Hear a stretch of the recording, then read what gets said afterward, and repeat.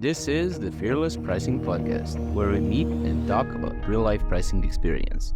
I'm your host, Filip Fucic. Pricing is hard. This is a podcast for fearless professionals and those who would like to feel that way. It's an unfortunate truth that most service pricing is created using either guesswork or copying other people's guesswork. Hello and welcome back to the Fearless Pricing Podcast. We have our lovely guest today, Samantha Dean. Hi, Sam. Hi, Philip. How are you going? Pretty good.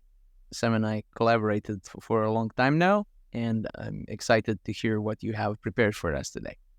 So, first, Sam is an accountant turned entrepreneur, growth advisor, speaker, and podcaster.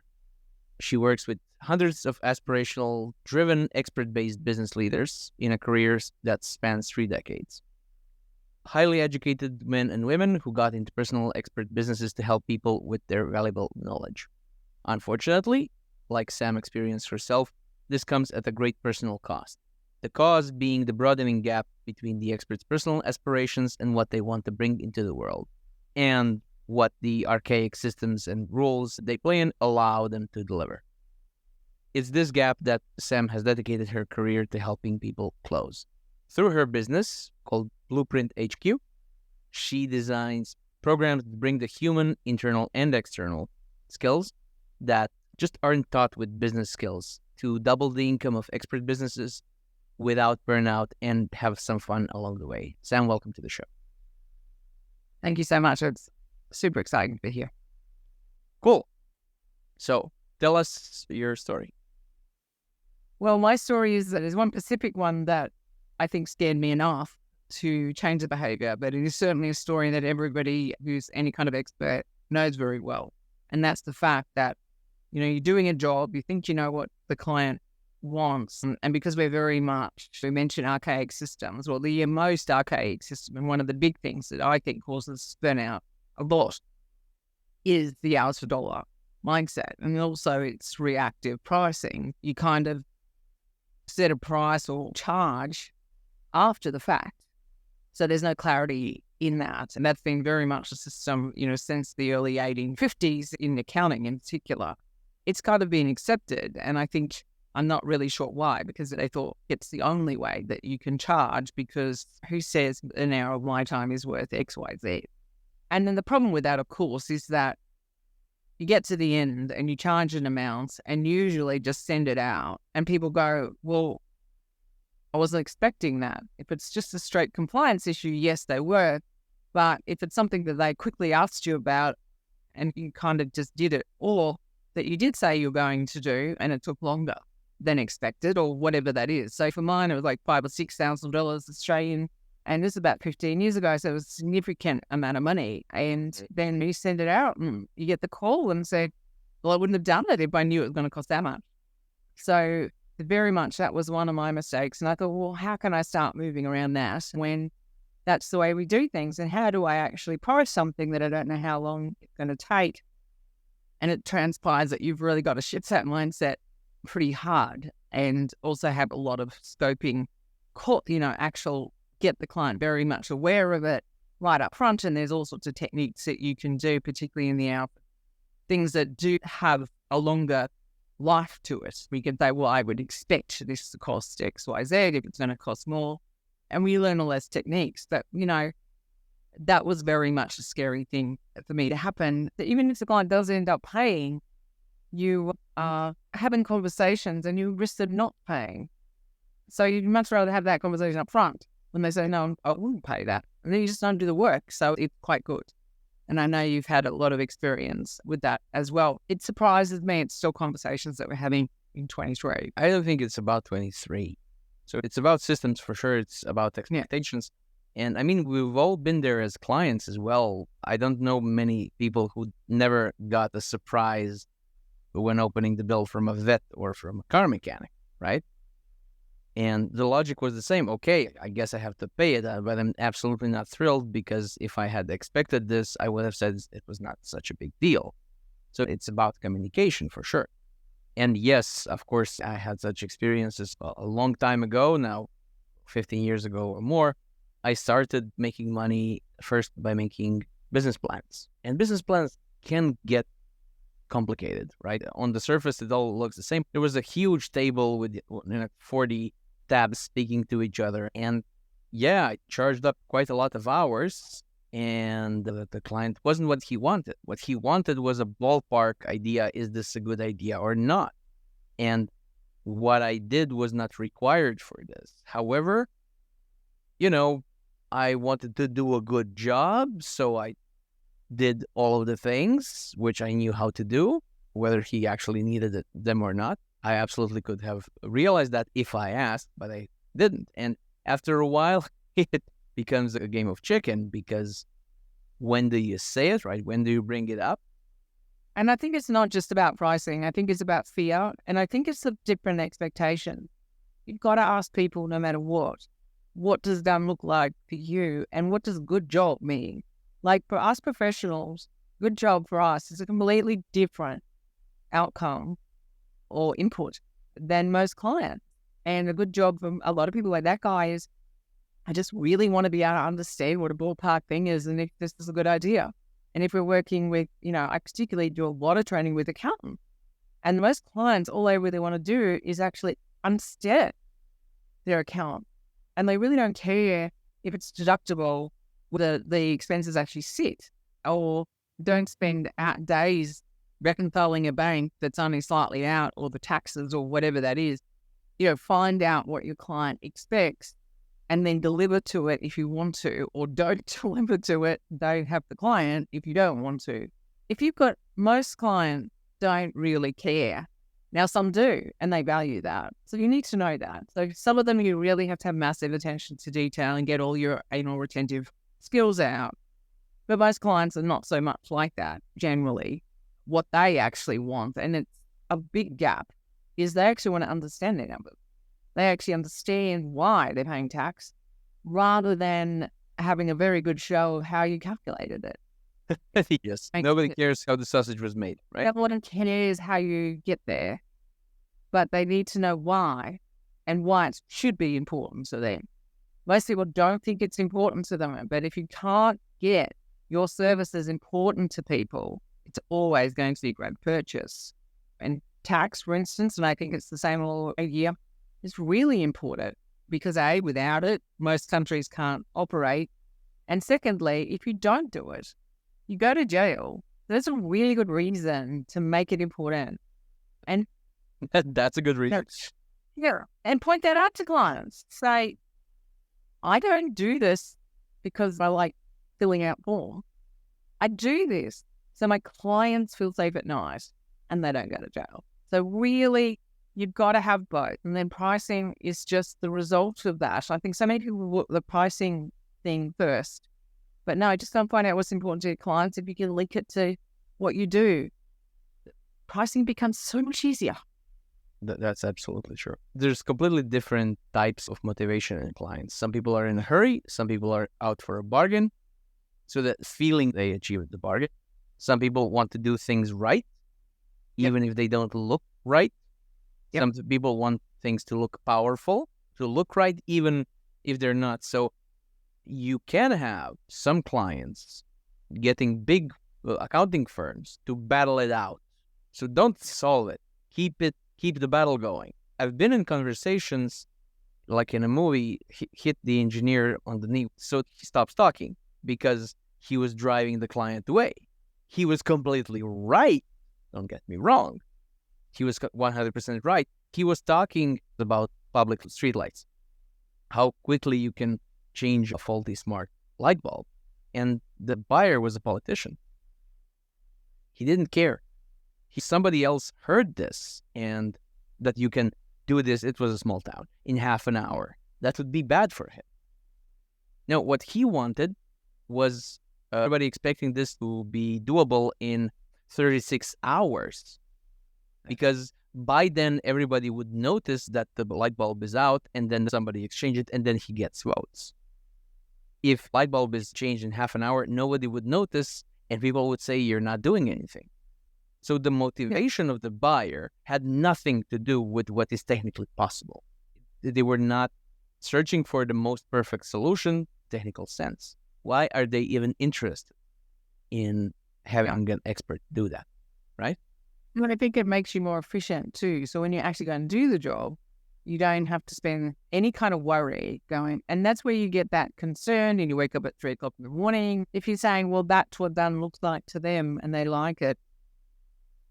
The other thing that happened, obviously, is the scope creep and the scope seep, which I'll get you to explain in a minute. But, for us experts, we tend to get a bit carried away and do things that we weren't actually done for, that we might not even mention. So that's seeping, that internal. It's harder to control than creep, my understanding, when clients ask you to do things. Before we continue, I'd like to suggest two things. Firstly, if this is the first time you're tuning in, I'd love for you to subscribe and hear the next story in a week. And second, if you feel you could do with a little more fearless pricing content, look in the show notes for the link to the popular, short, and sometimes funny bi-weekly newsletter. That's it. Let's get back to the show. Scope creep is more people know about it. It's just what the client does to you. So set, we're going to do this, then can you just also do this? And can you just also provide me with that report? And can you just scope creep? But scope seep, as you mentioned, is something that you do to yourself. It was coined by Weiss, the legendary consultant. And it's when you add stuff that nobody asked you to, and most likely nobody will ever notice. You do it to feel smart. You do it to internally validate that this is worth the money that you're charging for it. Yeah, and I think that if you are getting some personal satisfaction out of it, very well and good, because, it's important to be happy. But also remember that if someone comes back later or those particular clients say, oh, you did this happened in that room, can you do it? And they think it costs nothing. Yep. So you're actually devaluing yourself as well. So you've just got to be very careful. And then with the scope creep, you've got to be just as brave as you are when you're doing that up and saying, no, that's additional. But I can do it, but it'll cost another 20 grand. If that's worth it. 5 grand, or whatever it is. And if you don't want to do it, pull it up. And just to make them very aware, just because you've got hours room, because you go, oh, well, that's going to take me 10 hours, that's going to take me 5, they ask me that, that's no problem. Do not just say, oh, yeah, it's right. Just say, okay, but that's extra. And it's really hard. We're not trained how to have those they're reasonably difficult conversations. They shouldn't be, but they are. And any business person, and most of the time you're working with a person, should appreciate that. I do think a lot of industries, you mentioned vet and mechanics. I don't have any vets and mechanics I do not work with anybody. I don't spend money with anybody who don't give me an upright price. Now, vets and stuff are hard, but my vets will go, I've got many, dog vets and horse vet, different vets, but they'll go, we think it's going to cost this, we're going to get to this point, and then we might have to do X-rays, we'll call you if it's necessary. That's fine, because you've got decision points. Yes. And say with mechanics, the service is going to cost $300, we'll call you if there's anything additional. That's fine. Yep. Because sometimes they get under my car and notice that I've crashed into things, because I tend to do that too. So, Point is not surprising people, right? You don't surprise people. Even if there's just a possibility of something happening, say it outright. Being a writer, if you mention something up front and then it turns out to be important later, everybody is fine with this. A hero fight with a shark and then he pulls a knife from his Speedos. If that knife was mentioned 13 chapters before as he was cleaning it against a rock, fine. If he just happens to have a knife now that he needs a knife, that's bad storytelling, and people will resent that. If you as a writer do not have someone pull a knife from Speedos, because I assume Speedos are the same in Croatia than they are here, they're fairly small. Favorite paradox that I talked about in your show as well. People who need experts don't really stand a chance of understanding the full value of the experts. They don't value us correctly. And people who value us correctly don't really need us because they're experts in our field themselves. What is usually called billing. So after the fact, you sit down and say, oh, well, this is the bill, right? This happened, and now there you go. I'm not saying this is the price. The math is saying this is the price. That's really good for taking orders. You can do that in a restaurant. That's not a problem, because in a restaurant, nothing happens until the client asks for it. That's probably not good, because we shouldn't function like order takers. Yeah. And order taking was very much input based Yes. because the client has control over the input, whereas our input's ours, but the client's looking for an output, not an input. So that's the biggest problem with the way, and as I said, this is 2-3 centuries in the making. I think because of lack of courage and lack of any kind of innovation into this area. And I think it's still happening. I think that very successful people in the expert style of businesses have had already done that years ago. Like one of my heroes who wrote The Trusted Advisor, a guy called David Matheson, I think it is. He wrote his first paper in the 1980s for Harvard.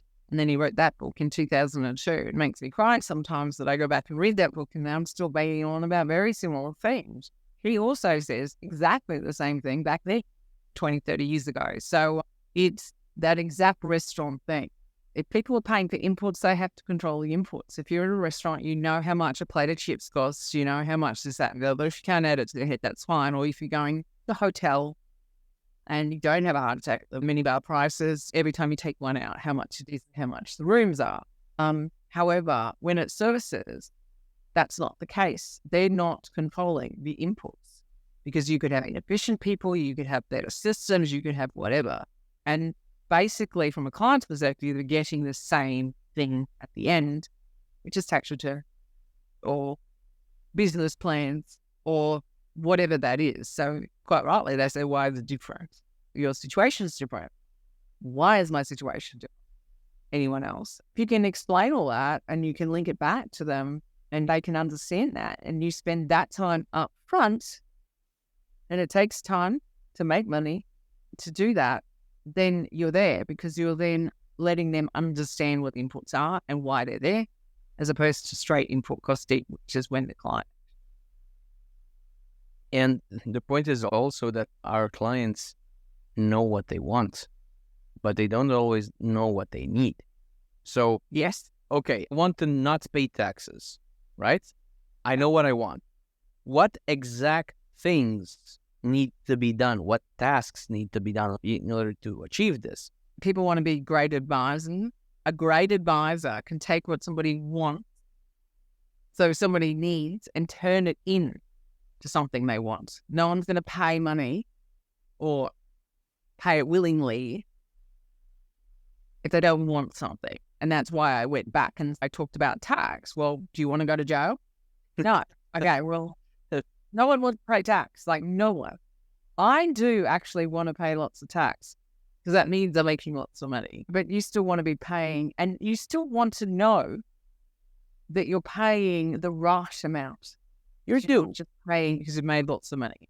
Yeah. That's the important thing of a great advisor. You're paying your due, whatever it is. Not more, not less. More and not less. Yeah. So that's a better perspective than I don't want to pay any tax. I'm just saying if somebody has this want, even I want to pay my dues, I have no idea what that entails from this side. And I think it's that it's comfortable.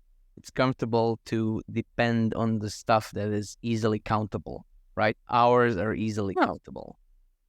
And if you have to go in and ask the client, so what is this worth to you?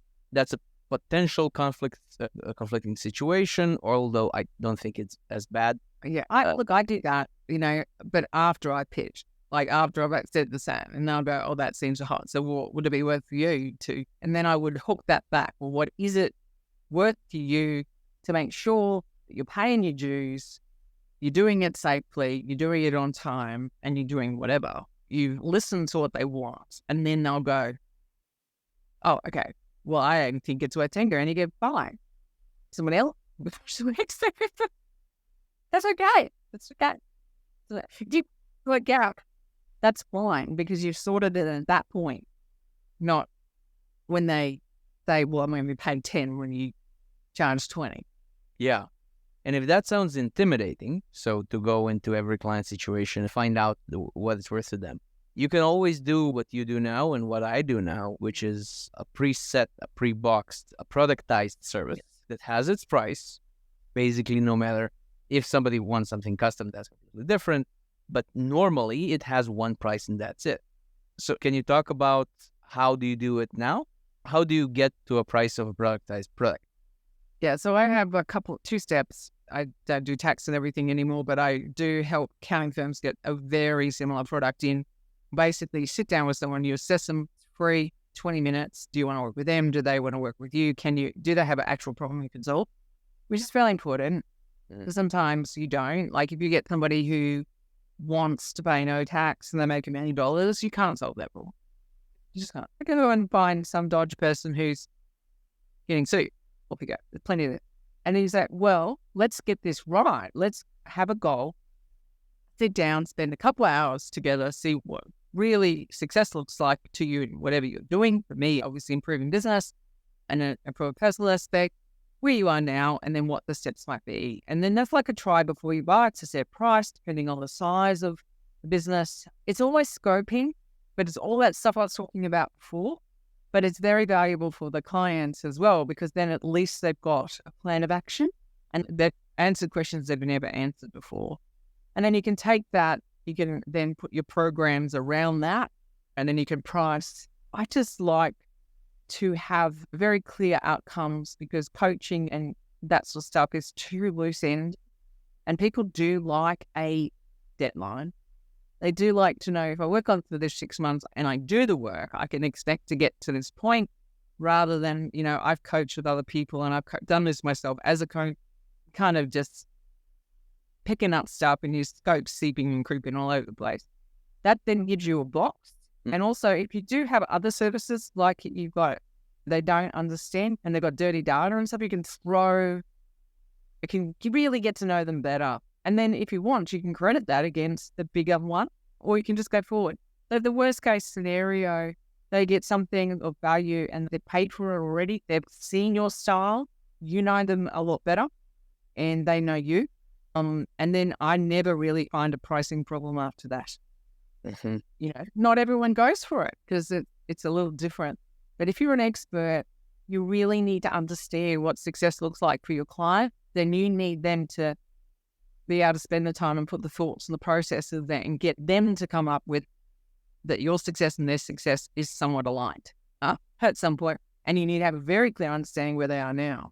If one of the things that they want is to understand why they pay tax, and at the moment they're at ground zero, we need to know that, so that you need to do that. Or, in your case, it might be you need to know that they really want to be fearless in their pricing, and what they mean by fearless. They're pricing regularly, they're making money, they're doing that. But at the moment, it takes them 3 hours just to pick up a phone to ring, and they have no framework to actually come up with a price. You know where they are, so you know what the steps they are. And they've also starting to think, oh my God, that's a big gap. I've got some work to do, that sort of stuff. So you're kind of setting yourself up. I mean, I've gone into those meetings and thought, well, there's not really a massive gap here. We just need to do this little bit.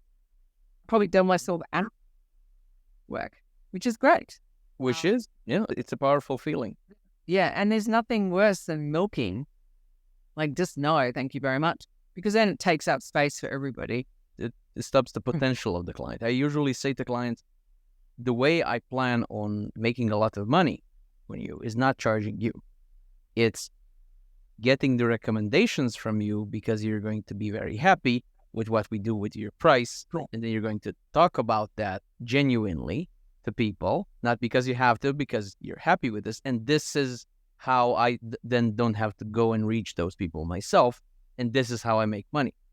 So that's the idea. Of course, I charge clients so they themselves know, okay, I paid a lot of money for this. I need to do this. Otherwise, they never have the time, because what you do and what I do is strategy. And the problem with strategy is it's never urgent. And it should be the most urgent thing, because honestly, if you don't know where you want to go, you're never going to end up with it. Absolutely. Never baked any potatoes, So the price that they pay helps with the urgency. Now I have to get something out of this. I like pricing in such a way that the smaller try before you buy, that it counts toward the bigger thing, which is something that you advise me on. And thank you very much for that. I think it works much better when it's boxed, when they know.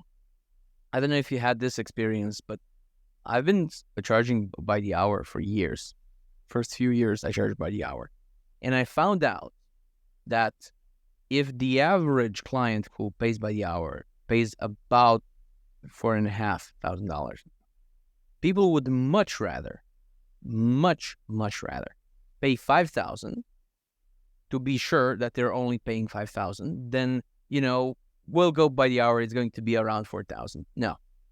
It's much easier to close. It's much easier to sell. It's much easier to get people to say yes to $5,000 for sure, which we're not selling to robots. We're selling to human beings. And it is so true. And, when I work with accounting firms in particular who, fix fees and getting people to pay monthly in advance, I said people would much rather have a price locked on that they do in small increments than a big one. Like, that's just what they want. Just because you're scared of it and you might get your price wrong, you're going to get some wrong or some right. Like, there's no question about it. You're going to go up. But there are clients that I go way over in time because they have different problems. We've got other clients who really just enjoy the conversation and just only really take the hour a week or whatever that is because that's what they value. And it really depends on something. And sometimes you're more intense and sometimes you're not. But giving people security in the price is really important. I don't buy anything I don't know what it's going to cost. Yes. I just won't. It's just like, okay. I mean, as I said, with vets, they do full line. I understand that they're dealing with animals and stuff like that, but they say this and then they ring. And I work with them because of that.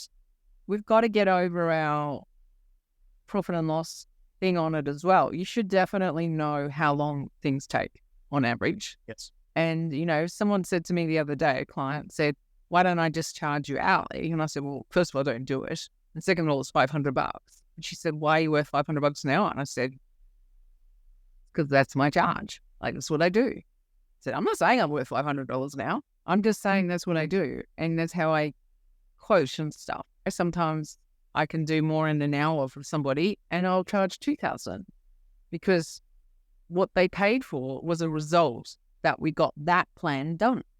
No one cares how long it took.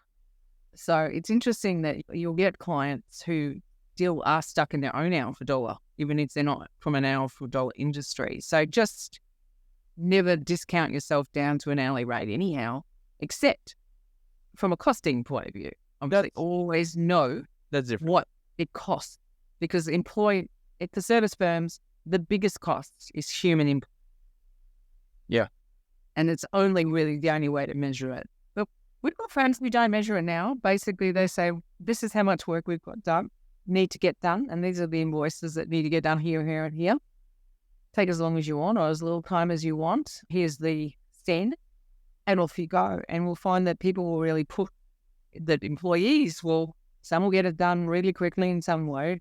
Some will work massive hours and then take a heap of time off. And it really depends. So it's based on what you do. But if you don't have a long understanding of how long those invoices should take, you can't actually do it. So, yeah. Yeah, no, it's very important to know your cost basis, of course. But that's not something that you need to concern the client with. I have about 30 clients a year. Yeah. And I occasionally will technically lose money on one or two, but I'll make so much on the others that I don't even mention this to this client because it doesn't matter. At the end of the year, I'm way better off than trying very hard to charge for every hour that I ever worked for anybody. So I'm better off. They're not worried. Who cares? I've got a story, a client that I'm working with at the moment, accounting firm. And I said they were just getting so overwhelmed. They're taking each partner 3 days a month to do the billing. And I said, well, let's do upfront straight up for these 20 clients. And it saved them an enormous amount of money. And they kind of had to do it because they just they were just desperate, from a time perspective. And suddenly the bottom line was looking better and had more time to go and get new clients or do whatever. Were the bills, is it accurate? No, but who cares? Matter if you don't have every line on it. Actually, the clients don't want to know. My highest paying client, basically one line every month. And I do lots of stuff with these guys. These are very long-term clients. management meetings. They don't want to know. Like, they just don't want to know. They just trust me and whatever. And it's beautiful. It's a beautiful relationship. And, I just charge them, not even a set fee. They don't want a set fee. So I do the work and do some stuff and what I think it's worth. But it's because, of a relationship. And that even now makes me itch a little bit because I was brought up in a place where you should itemize everything. Yeah. No one reads that. Now, you might have the only clients that read it are clients that are pissed off at the bill. And if you don't create that, pissed off, no one cares. Yeah. Because it's just like you've got the result. That's it. But it's very hard for some styles of people and how we've been taught. Like, it's just hard. So you've got to get over that. What advice could you give to people who are stuck for dollars per hour environment to get out of it? What would you say? I think the first thing you've got to do is take it slow. It is a behavior that is ingrained. So I think the first thing is to really look at one or two jobs that you're doing that you know very well and say, what would if I was to upfront this, what would it be? And you have a guess at it and then have that conversation with the client. And just say, this is what this is going to be, blah, blah, blah, blah, and see how that goes. Just one or two, start it small. And then just continue and just slowly go through it. If you're an employee, it's a little harder, but as an employer, and so if you're the boss or you're on your own, do the bill then and there. And then just write down how much time you save there. And then you'll start feeling more confident if you get those couple of conversations. Think a couple of saved clients that you've done for a while and that you really know. And then start building up. Like Philip and I got to the boxed thing. That did not happen overnight. Nope. For me, I'm 33 years, maybe. No. But I'm going to say 10 or 15, though, to get to that point. And for you, obviously not that old, but, it was a while because we had to get brave. And frankly, sometimes, that's just out of pure necessity. I need this much money and to live. So how many clients do I need to do that? How many clients I can? Oh, it was pure and utter frustration for me because I couldn't effectively sell because I didn't know how much it would go for. And from one side, I had a client saying, you're actually not charging enough once they get to the end, right? And from the other, I had people say, how much per hour? Why? Right? And with all of that, it just disappeared when I time boxed it. And I said, nope, there's a fixed price and there's a guarantee that I work with you until you can actually charge at least 15% higher price than you had before. And that's it, right? I never charge you anything else until we're done. And if we're done in 6 weeks, awesome. If we're done in 8, awesome. If we're done in 16, which never happened, but if that happens, also awesome. And it's fine. I think, you made a great point there, and I hope everyone just heard it. And for me, because obviously selling was a big issue for me, because as a tax accountant originally, you haven't done that for 15 years, but we didn't have to sell because people had to come with us. It's illegal not to do what we did. So, you have to lodge a tax return or you'll go to jail. Most people don't go to jail, but it's actually true. So people understand that they have to pay tax. They understand they need to go to a tax accountant to do that.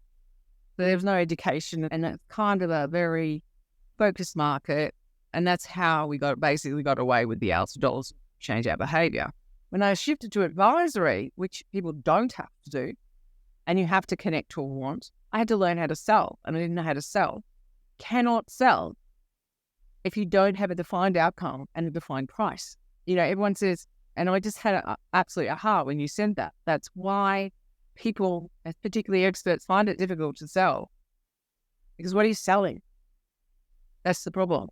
The act of selling, you do every day, all day, to everybody, even your teenage kids. You're getting them to give up something, the comfort of their bed, to go to school, which they wouldn't necessarily want, they need. Mm-hmm. So you get really good at negotiations on that. So that's a sell. You're getting your clients to give up something that they value, money, to get something they value more, which will be some kind of outcome. And if you don't have that price, that it becomes very difficult to do. And so my tip, as you said, is just try that in a couple of small incidences. So just say, okay, I got these 2 clients that are always about $3,000 a year. I'm going to say, hey, why don't we try to lock this in up front? It's going to cost $3,000. Awesome. So, Sam, where can people find you? So I have a podcast, which is on pause at the moment, but it has a lot of content called Business Habitat with Sam D. So it's the only one called that. So you can find it fairly well. And then the website, www.blueprinthq.com.au, and then LinkedIn, Sam Dean, reach out. And, pretty easy to find that, particularly through the podcast and the website. Awesome. So, of course, I'm on fearless-pricing.com and fairly more on LinkedIn. Sam, thank you very much for your advice and your time. And I hope I see you in some future episode of yours or mine. I would love to. And yeah, check out Philip. He's got 2 on mine, and one of them was extremely popular. I'm pretty sure it's because of the good photo that he had. That's the one good photo. Just an important topic, because if you don't get fearless in your pricing, getting paid is really important. A very key part of business, and you need to be proud of what you get paid. So they say. You heard her, folks. Subscribe, and then I'll see you next time. Bye. All right, thanks. Thanks for listening. If you would like to hear more, simply subscribe. Until next time, your host, Filip Vojic.